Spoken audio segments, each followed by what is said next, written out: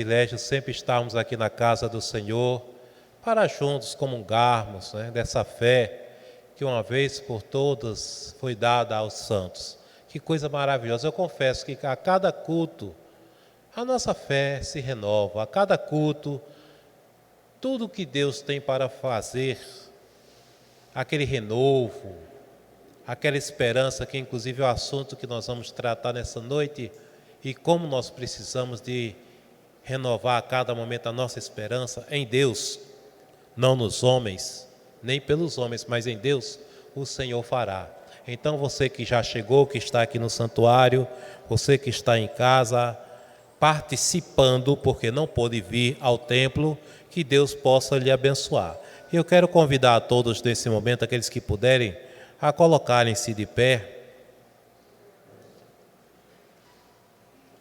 Vamos abrir inicialmente no texto, lá em Hebreus, capítulo 2, versículo 1.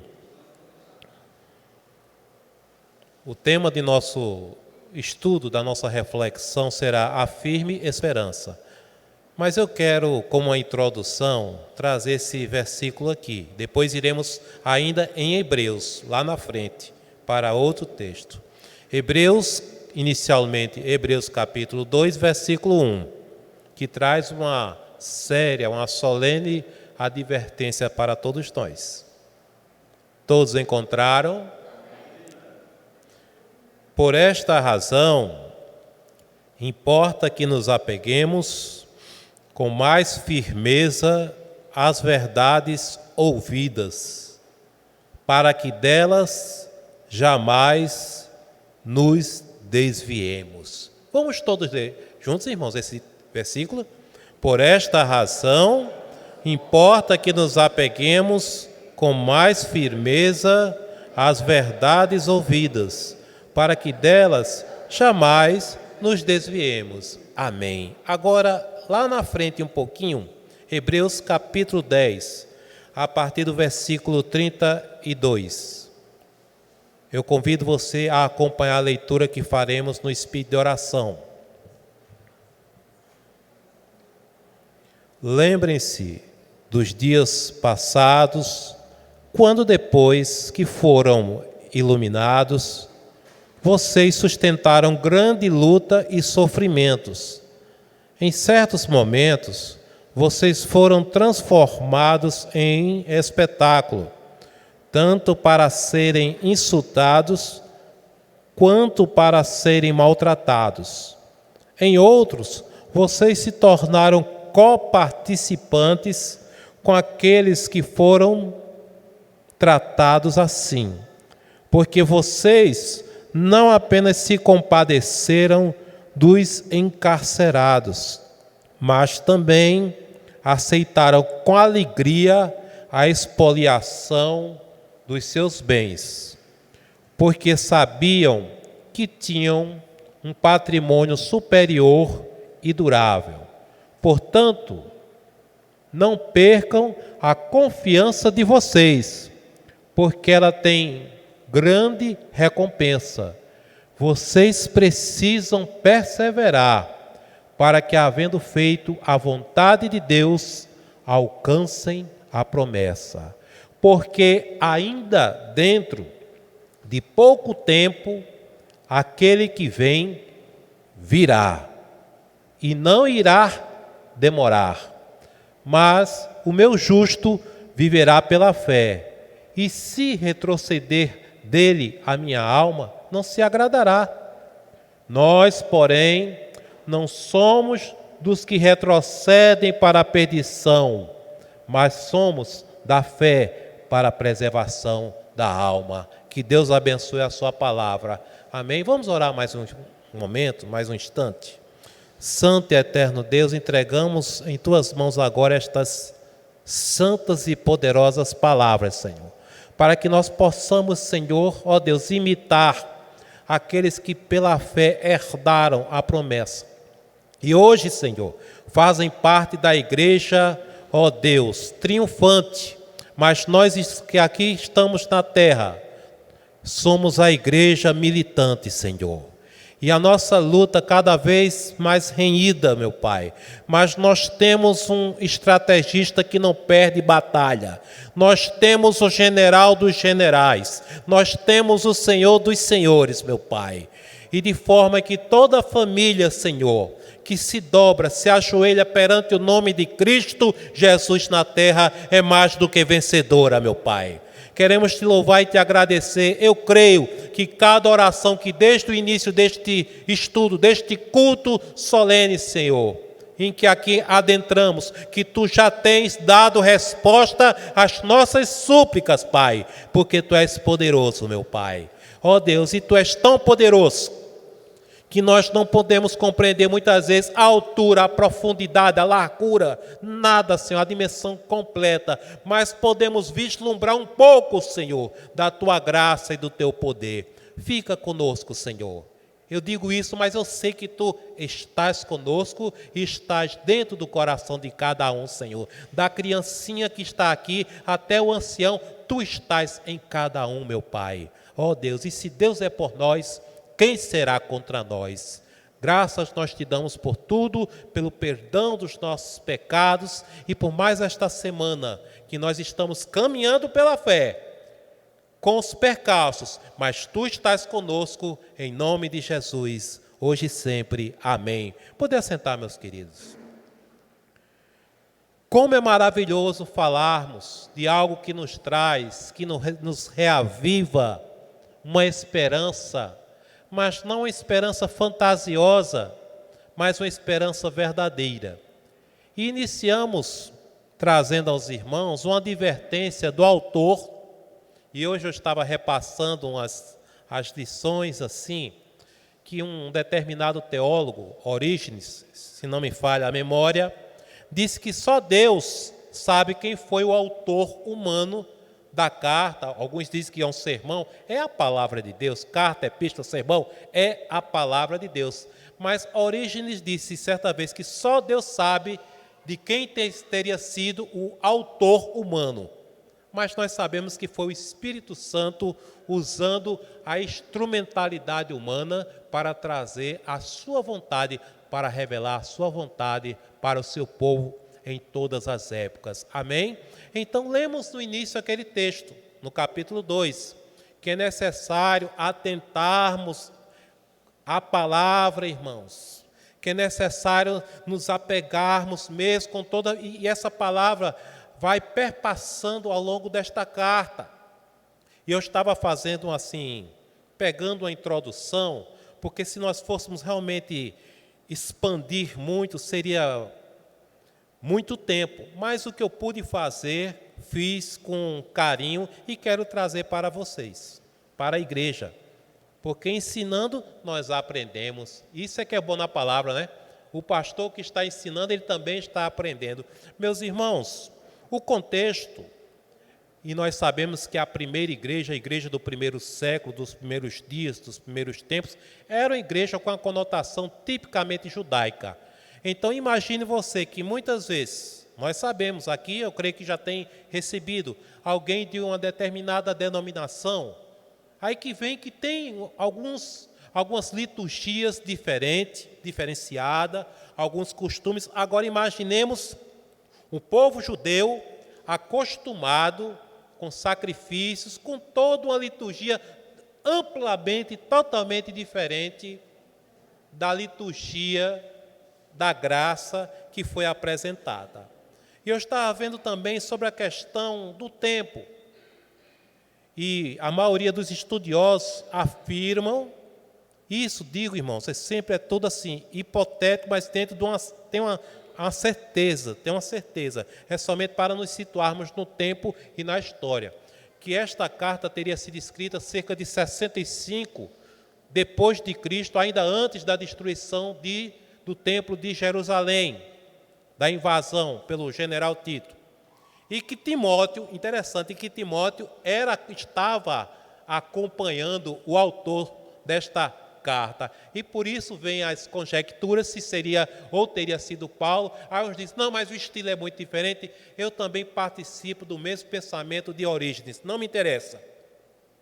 Não é que eu não estudo, eu estudo. Mas uma coisa eu sei, é a palavra do Senhor para nós. Amém? Se foi Paulo, um dia a gente descobre. Onde Paulo estiver, que ele já partiu para a eternidade, nós vamos estar. Agora, o mais importante é que você saiba disso. Hebreus é a palavra do Senhor. E aqui ele está instando, está exortando, já entrando no texto que nós vamos trazer aqui algumas pontuações, aqueles que nos acompanham, que sabem como gostamos de fazer, para que não percamos tempo, versículo a versículo, vamos ver aqui porque a nossa firmeza deve estar no Senhor e como ela deve se processar. E o irmão, quando veio perguntar, pastor, o tema hoje é a firme esperança, porque somente Jesus tem esperança verdadeira para nos conceder. Amém? Então, se você ficou com a sua Bíblia aberta, vejam bem, no versículo 32, ele manda que haja uma lembrança do passado. Lembrem-se dos dias passados. Meus irmãos, tudo que eu estudo, eu procuro primeiro aplicar a mim. Nem toda lembrança que nós temos é boa, não é verdade? Mas nós temos lembranças boas também. E eu confesso que eu já ouvi muitas vezes, mas não sei exatamente quem disse, mas alguém afirmou que quando um povo esquece da sua história, fatalmente vai repetir os erros do passado. Isso nós podemos ver até lá no livro de Juízes, que o povo estava ali decadente, em pecado, aí clamava, Deus mandava o libertador, não era assim? Deus mandava o libertador, aí o povo se alegrava, aí de uma certa forma começavam a servir a Deus, a adorá-lo, mas do mesmo jeito entravam em decadência, em declínio espiritual novamente, esqueciam de Deus. E você vê que no livro de Juízes isso se repete com muita frequência. Aí Deus, na sua misericórdia, aí Deus e mais Deus na sua misericórdia levantava uma nova liderança, uma nova pessoa para reconduzir o povo. Não era assim? Sabe por quê? Esquecimento da história. Quantos de nós aqui tem pessoas de todas as idades? Graças a Deus. Graças a Deus. Mas quantos de nós não tivemos, eu digo até aqueles que mais viveram, né? Ah, se eu tivesse escutado meu pai. Ah, se eu tivesse escutado a minha mãe. Ah, se eu tivesse escutado o conselho daquele meu tio. Não é verdade, irmãos? Eu creio que grande parte das pessoas, em algum momento da sua existência, já passou por isso, por essa introspecção. Então é importante, irmãos, não esquecermos do passado, quer seja bom, quer seja ruim, porque quando nós esquecemos, nós deixamos de lado preciosas lições. E eu digo mais, para o povo de Deus, nada se perde, meus queridos. A palavra do Senhor diz que tudo coopera, todas as coisas cooperam para o bem daqueles que amam a Deus. Então, até através e a despeito de nossos erros, o Senhor, não é que Ele quer que venhamos a errar, não, Deus não quer isso. Deus não quer que seu servo peque, mas Deus, a despeito das nossas fragilidades, das nossas fraquezas, Deus opera. Agora, a palavra diz, aquele que muitas vezes é advertido e endurece a sua fronte, a sua cerviz, será quebrantado sem que haja cura. Então, irmãos, o povo brasileiro, o povo americano, o povo europeu, cada um tem sua particularidade, mas nós, eu digo isso até às vezes falo num tom como historiador, nós devemos atentar para a nossa vida, para a nossa história e para as bênçãos que Deus operou no passado, na minha vida, na sua vida. Porque isso não é nenhum espírito de museu, não, mas muitas vezes deixamos de nos alegrar hoje, porque nos esquecemos que Deus, o Deus do passado, é o Deus que se faz presente na nossa vida hoje. E perdemos as esperanças. E um povo sem esperança, meus irmãos, não sabe o que faz. Então o autor está dizendo aqui, lembrem-se, e vejam do que ele vai dizer acerca da lembrança. Não é de coisas saborosas apenas, não, mas lembrem-se, versículo 32, dos dias passados, quando depois que foram iluminados, vocês sustentaram grande luta e sofrimento. Aí isso sempre me vem aquela frase que nosso pastor também sempre fala aqui, que ele é totalmente como eu sou totalmente contra aquele evangelho que diz: deixe de sofrer. Eu não preciso buscar, como um pastor uma vez disse na igreja, ninguém precisa orar, meu irmão, dizer: Senhor, mande tribulação, sabe? Porque a tribulação já chegará de todo jeito. Nem se preocupe, mas o Senhor nos dê graça na tribulação, nos dê força no sofrimento, nos dê força na enfermidade, nos dê, Senhor, que nós possamos ter força, coragem para passar pela provação, glorificando o Teu nome. Amém, meus irmãos? Então vejam que ele está lembrando que logo no começo, e a igreja, irmãos, como dizia o antigo presidente da UISCB, nunca houve tempo fácil para a igreja. Nunca. Há pessoas que se enganam, que acham que há um tempo que se ameniza as coisas, mas tempo fácil, nunca. E olha, e há um perigo, quando a igreja se torna popular, quando todo mundo, Jesus disse: ai de vós quando todos os homens vos louvarem, porque assim faziam vossos pais aos falsos profetas. Então é um termômetro. Quando a igreja não é perseguida de alguma forma, quando todo mundo acha legal, tudo bom, tem alguma coisa errada. Mas a igreja verdadeira está aqui explanada, está mapeada. Nós devemos nos lembrar, irmãos, dos dias que nós passamos, das lutas, dos livramentos, das bênçãos também que o Senhor concedeu, porque Deus que concede que venham as lutas, é o Deus que concede o livramento aos seus servos. Amém? E ele diz o seguinte, que as lutas e os sofrimentos, e continua, em certo momento, vocês foram transformados, vejam só, não apenas em espectadores, mas em coparticipantes. Em certos momentos, vocês foram transformados em espetáculo, tanto para serem insultados, quanto para serem maltratados. Meus irmãos, uma vez eu escutei do meu primeiro pastor, pastor Estevão Fernandes, eu jovenzinho ali com 18 anos de idade, e ele já na década de 80, isso aí 83 para 84, que ele dizia já naquela época: hoje ser crente, ele usou essa expressão, é fácil, mas há algum tempo, na década de 50, 60, era muito difícil. Era difícil arrumar a Bíblia, era difícil congregar, era difícil batizar as pessoas, porque a perseguição era muito grande. Não precisa nem eu dizer o nome, mas uma certa pessoa, numa cidade daqui da Paraíba, proibia terminantemente que se vendesse leite para as mães que não podiam amamentar, mas darem leite aos seus filhos. Uma autoridade muito conhecida, mas está aqui, não foi longe não. Isso acontecia. E às vezes a gente pensa que a perseguição, a luta está tão distante, não é, irmãos? Mas acontecia. E se você conversar com pessoas que viveram mais do que nós, elas vão dizer: aconteceu. Eu conversei com a irmã que disse: pastor, eu vi crianças morrendo por falta de leite, porque tal pessoa proibiu terminantemente que não desse leite, não vendesse nada para os protestantes. Olha aí, meus queridos.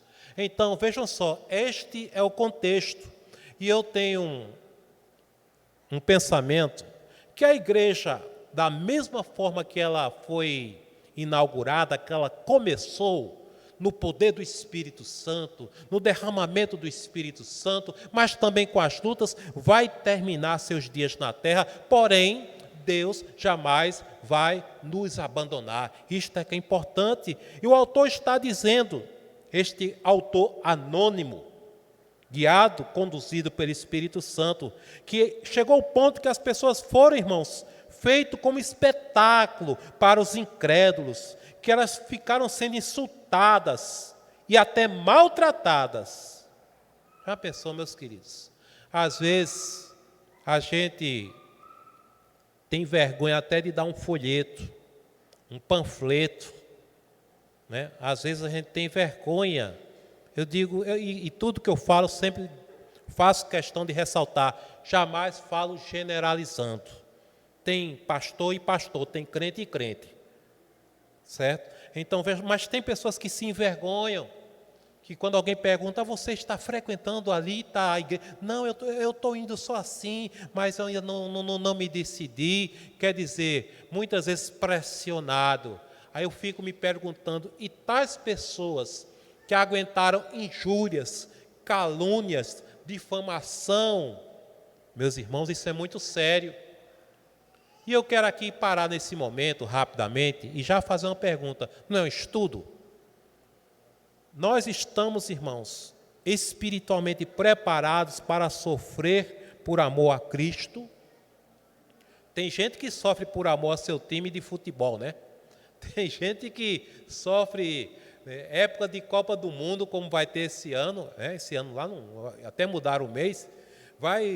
Tem gente que sofre, chora. Então, não estou dizendo nada contra a pessoa torcer ou deixar de torcer, mas eu estou falando o seguinte, que muitas vezes nós não colocamos Jesus como o centro da nossa existência, o centro da nossa vida, meus irmãos, para sofrer e até morrer, se for o caso. Porque, irmãos, olha, uma vez eu mudando de canal assim, e eu digo isso, aí estava num canal religioso e estava um sacerdote lá. Aí eu parei.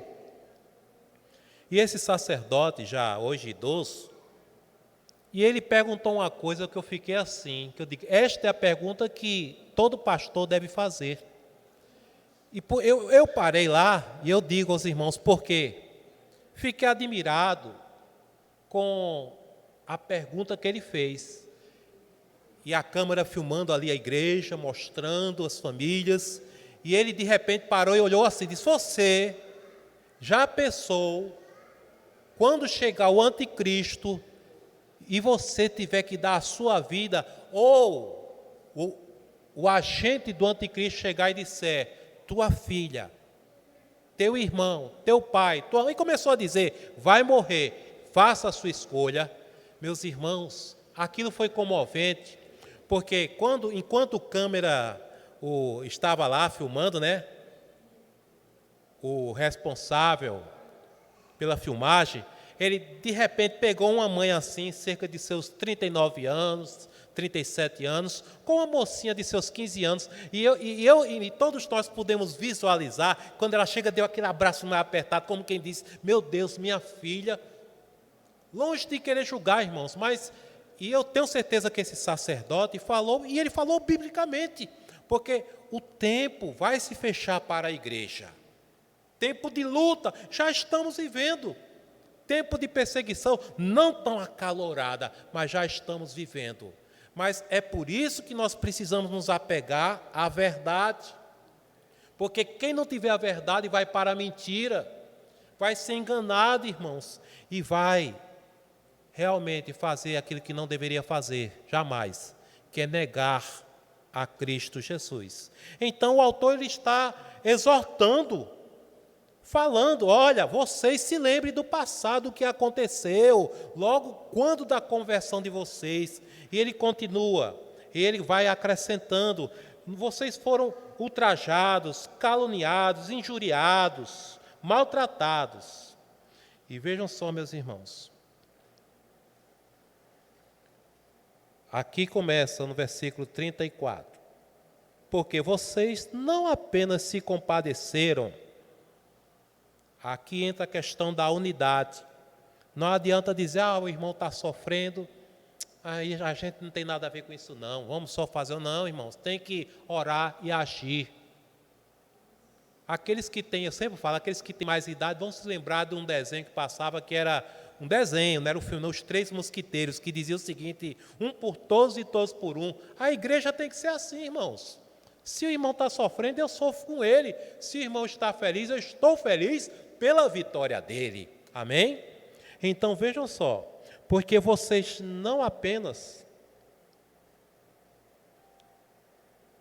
se compadeceram, quer dizer, era uma igreja unida, como nós aqui. Essa igreja tem dado prova disso, de ser uma igreja unida, graças a Deus. Dos encarcerados. Irmãos, naquele tempo, ser cristão era uma sentença, era ser preso sem julgamento. É cristão, vai para a cadeia. Mas também aceitaram com alegria, vejam só que coisa, a expoliação dos seus bens.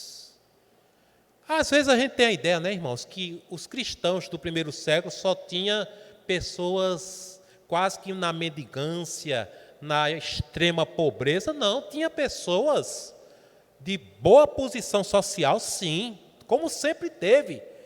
Mas a devastação, a perseguição, irmãos, ela é muito democrática.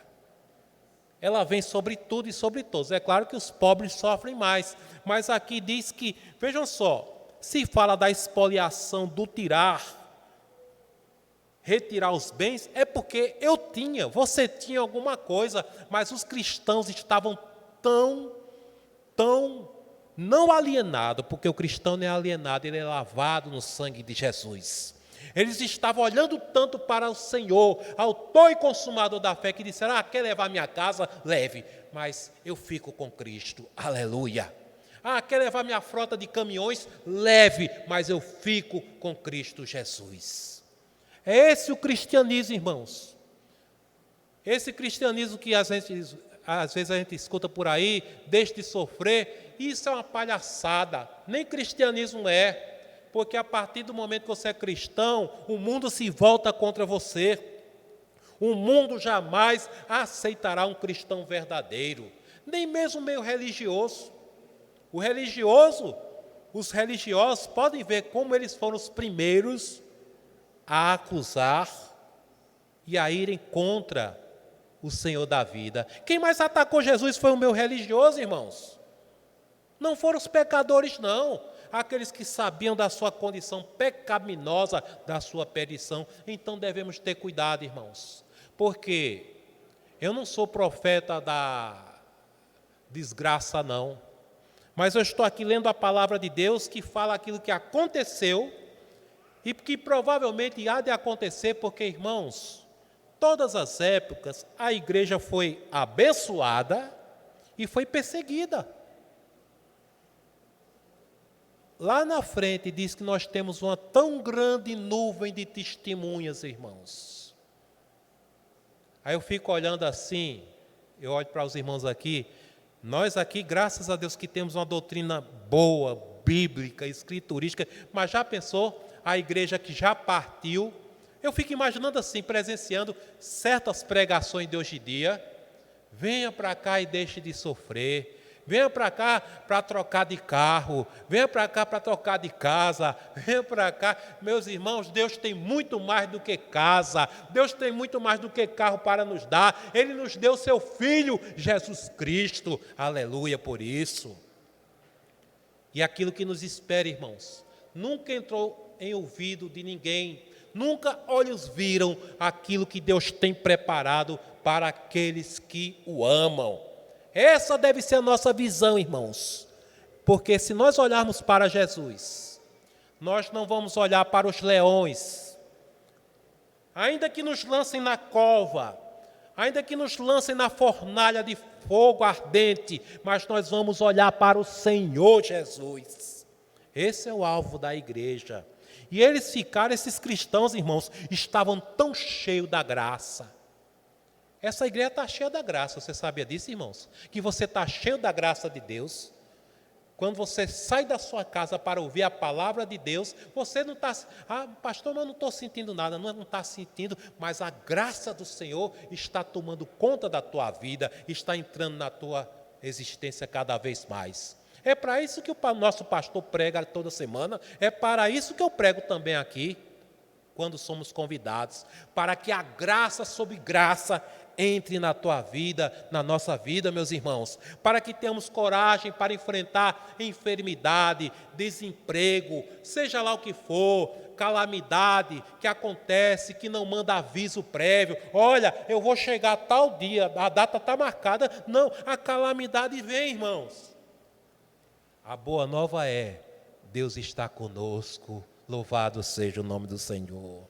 Então, meus amados, esses irmãos estavam tão cheios da graça, e eu peço a Deus que eu consiga terminar essa reflexão, esse estudo, porque me emociona, irmãos.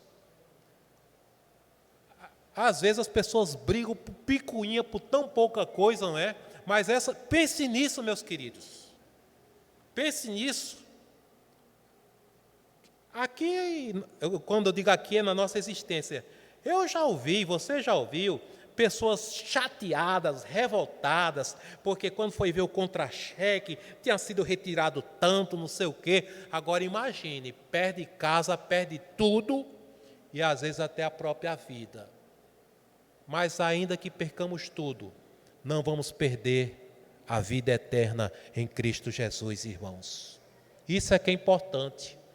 Tem pessoas que ficam se lamuriando, mas pastor, eu tinha tanto antes dessa pandemia, e agora? Eu digo, e agora?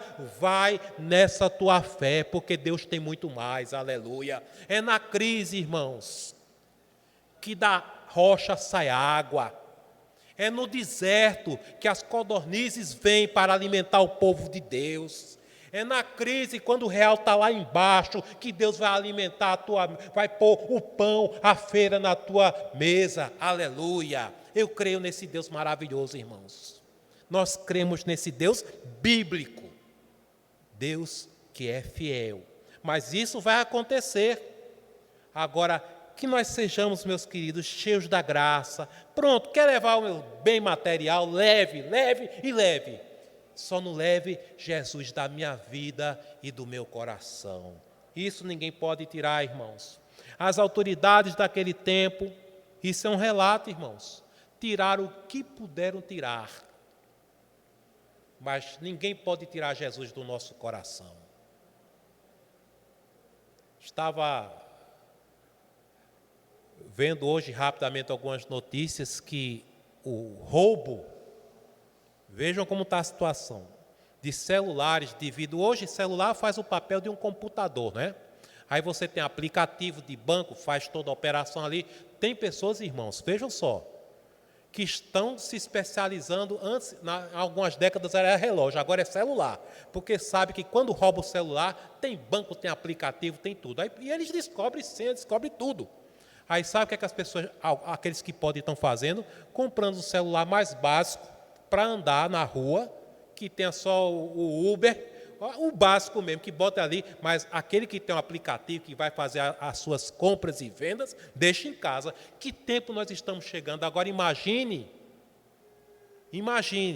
eu já vi cena de gente morrendo por conta de um celular, lamentavelmente. Imagina alguém chegar e dizer, olha, você é cristão? Sou. Essa casa agora é do Estado, não te pertence mais. A casa onde você criou seus filhos, onde você está vendo seus netos ali brincando. Meus irmãos, isso é muito sério. Mas se esse tempo chegar, nós devemos investir cada vez mais tempo em oração e na palavra do Senhor. Tudo isso vai passar, meus irmãos. Tudo isso vai passar. Os teus prejuízos, os teus lucros, a tua saúde, a tua tristeza, tudo isso é temporal, irmãos. Tudo isso tem um tempo. O tempo de chorar, o tempo de rir, o tempo de saltar de alegria, o tempo de prantear. Agora eu digo, em todo tempo, Deus estará conosco. Louvado seja o Senhor. E concluindo aqui, meus queridos, porque o autor ele colocou seu coração nessa mensagem, falando sempre, vocês sofreram e também ajudaram e foram coparticipantes. Aí entra aquilo que eu falei, que quando o irmão sofre, eu tenho que sofrer com ele também. Tirar os bens desses irmãos. Agora vejam como termina, meus queridos. No versículo, eu vou adiantar aqui um pouco, versículo Deixa eu ver aqui. É o 36. Vocês precisam perseverar para que, havendo feito a vontade de Deus, alcancem a promessa. Porque ainda dentro de pouco tempo, aquele que vem virá e não irá demorar, mas o meu justo viverá pela fé. E se retroceder dele, a minha alma não se agradará. Nós, porém, não somos dos que retrocedem para a perdição, mas somos da fé para a preservação da alma. Faço questão aqui, irmãos, de ter algum momento para essa reflexão final, nesse ponto. Abençoado, bendito é o rebanho que tem pessoas que pregam acerca da vinda de Jesus Cristo, irmãos, que prometem que a nossa esperança, a nossa fé deve estar fundamentada na vinda de Jesus Cristo, que não entram com fake news, com falsas promessas, de que aqui, não, o Brasil, a gente vai esperar eleições, vai esperar isso, que Deus abençoe, que Deus nos preserve de todo mal, com certeza, mas a nossa esperança está nos céus, de onde aguardamos o Salvador. Era esta a mensagem que os pastores pregaram durante séculos, irmãos, mas veio o neopentecostalismo que começou a centralizar a nossa vida aqui. Parece que a gente vai ficar a eternidade toda aqui. Aí começa o autor a dizer totalmente o contrário: aquele que vem virá. E o Senhor lá na frente, eu digo sempre lá na frente, aqui na palavra de Deus: eis que venho e comigo o galardão, a recompensa, irmãos, para dar a cada um. Passou-se um tempo, eu acompanhei isso com muita tristeza, que quase que não se pregava mais acerca da vinda de Jesus Cristo. Que a nossa esperança é essa, irmãos. Aqueles, diz a Bíblia, que estiverem vivos na vinda de Cristo, teremos, se nós estivermos vivos até lá, o nosso corpo vai ser glorificado. Amém. E aqueles que partiram, pastor, serão ressuscitados. Amém, meus irmãos? Olha, eu vi muito esse tipo de pregação, mas chegou uma época que eu não ouvia mais essa mensagem. Mas, olha, mas Deus quer te abençoar, você tem que ser cabeça e não cauda. Um texto tirado do contexto e enganando a muitas pessoas. Crente sofre, crente chora, crente perde para ganhar. O Senhor tira para nos limpar, para que nos apresentemos íntegros, perfeitos na sua presença, meus amados. Nada que você perca. E eu digo isso, e sou o primeiro a aplicar para mim mesmo, porque ninguém gosta de perder. Ninguém gosta de perder. Eu, quando garotinho, jogava aquele joguinho de botão, ficava chateado quando perdia uma partida com os coleguinhas ali, né? Joguinho de botão. Ninguém gosta de perder nada. Mas eu digo, tem coisas que nós precisamos perder para ganharmos a Cristo Jesus. Vou dizer só uma coisa aqui que nós precisamos perder. A nossa confiança em nós mesmos. Ou aqueles que confiam nas suas obras. Praticamos boas obras não como meio de salvação, mas porque somos salvos em Cristo Jesus. E aqui, irmãos, há um desfecho muito lindo. Ele virá. Jesus vai voltar. É inadmissível um culto triste, é inadmissível um estudo triste, é inadmissível um crente que não tenha uma vitória para contar, para louvar, para agradecer a Deus, porque a sua esperança, você pode estar hoje, como muitos milhões de brasileiros, sem emprego, sem renda certa, mas você que me ouve também aí na internet, mas eu quero lhe dizer, Eu não vou prometer emprego, porque eu não tenho nem para mim, não posso oferecer nada, mas Cristo em vós é a esperança da glória. O Senhor olha por ti. O que é que diz a palavra? Entrega o teu caminho ao Senhor, confia nele, e o mais Ele fará. Se você quer chorar, chore. Se você quer prantear, pranteie. Mas pranteie com esperança, sabendo que nós somos convocados a ser desse grupo, perseverantes. Aqueles que vão perseverar, mas não pela sua própria força, não, por sua autodeterminação, mas porque o Espírito Santo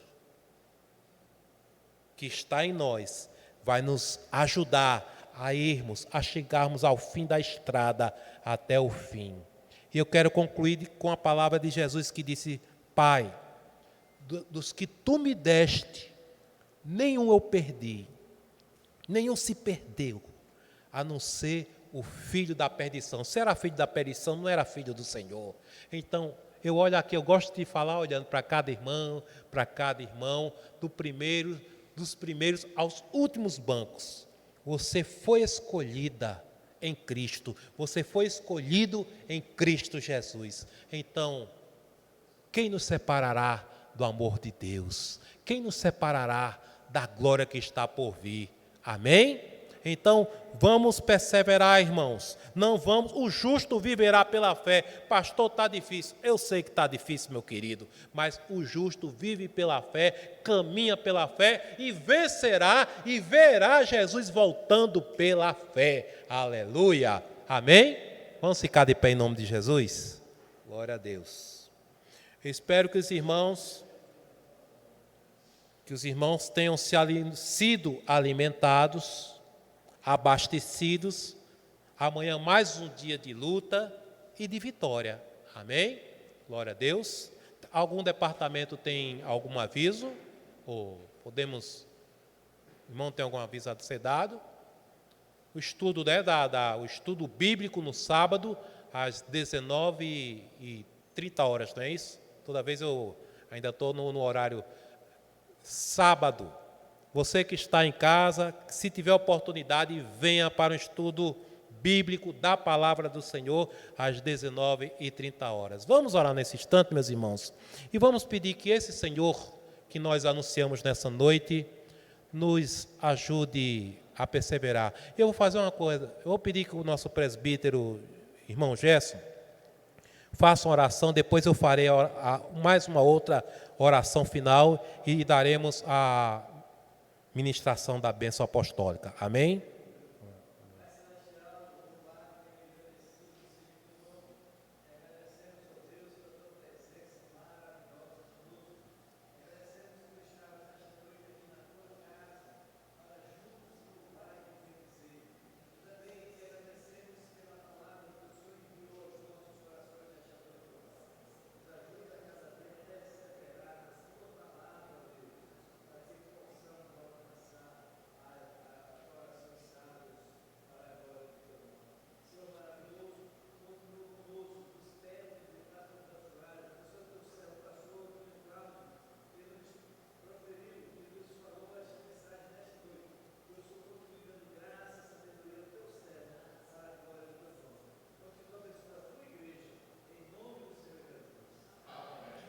E que Tu, Senhor, nos ajude sempre a perseverar na simplicidade da Tua palavra, a poder, Senhor. Abençoa nosso pastor, sua família, abençoe cada família aqui congregada, aqueles que não puderam vir. Abençoai, Senhor, aqueles que estão acamados, enfermos, Senhor, que Tu, pelo Teu Espírito Santo, possa estar ali com eles, Senhor.